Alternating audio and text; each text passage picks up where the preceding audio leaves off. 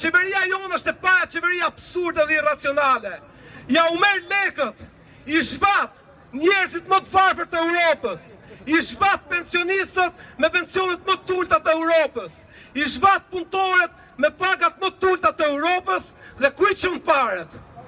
Paret nuk i çon tek njerëzit, paret i çon tek ata që ka edhe më shumë pare, i çon tek miliardierët, i çon tek klikat e Belinda Ballukut, e cila sot është akuzuar seriozisht për korrupsion dhe pritet që ta arrestohet nëse Edi Rama, i cili ka lëshuar gjithë shokët, gjithë oficerët kryesor të partisë, gjithë establishmenti i ka shku në burg, sot po sulmon drejtësinë dhe thotë se drejtësia nuk mund futet në punët e qeverisë, pra në punët e hajdutërisë së saj. Ne jemi këtu për të thënë se ky buxhet nuk mund të miratohet kështu edhe nuk mund të shkohet më tej kështu.